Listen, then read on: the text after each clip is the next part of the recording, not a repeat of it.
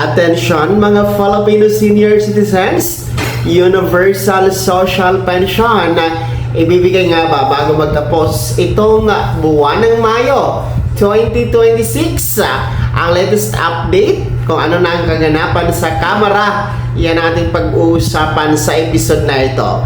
Hello mga ka-vlogs, welcome dito sa ating YouTube channel at welcome din po sa ating Facebook page. Saan po kayo nanonood? No, kumusta? At sana nasa mabuti kayong kalagayan mga ka-vlogs. So eto nga po, dahil magtatapos na tayo sa buwan ng Mayo, tayo ngayon ay nasa May 30 na. No, bukas May 31, last date na para sa buwan na ito at dadako na tayo sa buwan ng Hunyo.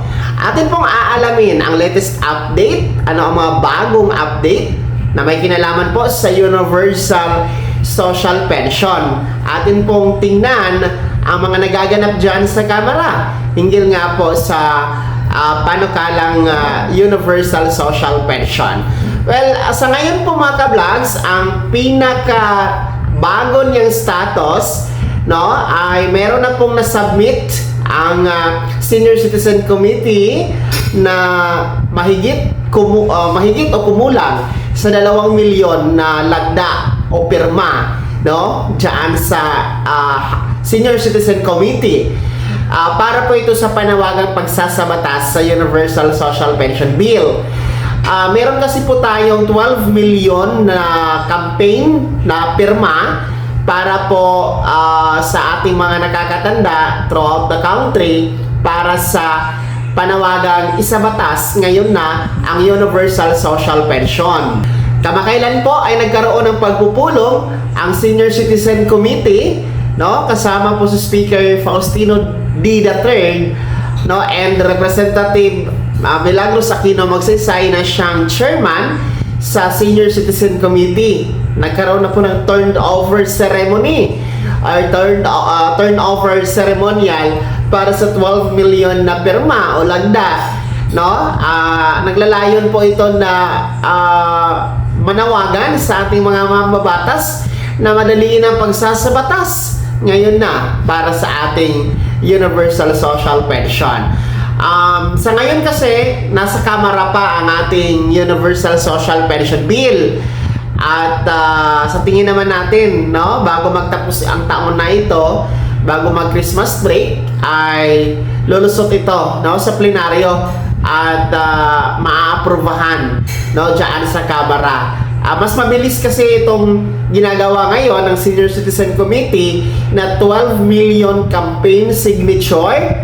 Mas mabilis ito na mapaabot sa ating mga mambabatas ang kahalagahan sa pagsasabatas dito sa Universal Social Pension. So yan po ang pinaka-latest update, kaya standby muna kayo mga lolo at lola dahil kasama na sa priority agenda, no? Kasama na po sa mahalagang panukala ang Universal Social Pension Bill. Ito po ay magbibigay ng buwan ng pensyon, no, na 1,000 piso sa lahat ng mga nakakatanda, 60 years old pataas, mayaman o mahirap, indigent or hindi, no, lahat kayo kasama na sa 1,000 piso na buwan ng pensyon. Wala na talagang maiiwan dito. Kumbaga, yung ating social pension sa ngayon under the DSWD ay for indigent lang kasi yon, no, at hindi lahat kasama. Pag magiging batas ang Universal Social Pension Bill, wala na yon, no, pagkaisahin na, no, magiging isa na dito sa Universal Social Pension. Kaya maganda na maisabatas para yung mga hindi pa kasama at hindi kasama sa social pension criteria makakasama, lalong-lalo pa yung mga SSS pensioners, GSIS pensioners, PIVO pensioners, no, makakasama na sila kasi yung kanilang SSS, GSIS or PIVO pension pinaghirapan naman nila yon, no. Sila naman po ay nagbigay ng kontribusyon habang sila ay nagtatrabaho pa dati, kaya nga po nagkaroon sila ng pensyon.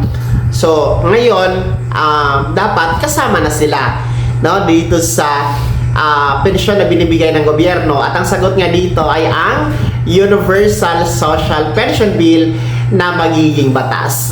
So, sa ngayon, bago magtapos ang 2026 na buwan ng Mayo, hindi pa ito maihahabol, no? Hindi ito magiging batas at hindi ito ma-approve pa dyan sa Kamara. Kasi nga, ngayon, May 30 and May 31 bukas, weekend. Wala naman posisyon ang Kamara ngayon. At hindi pa talaga ito kakayanin sa buwan na ito. So, let's see for this incoming month of June, kung ito po ba ay may development na naman, mga ka-vlogs. So, ulitin ko, panukala pa lamang ang ating Universal Social Pension na nasa Kamara pa, mga ka-vlogs. Kaya naman, mga senior citizens, ang iyong comment at reaction sa balitang ito, ibahagi niyo po sa comment section na nasa baba. Maraming salamat. God bless. Mag-ingat, mga ka-vlogs.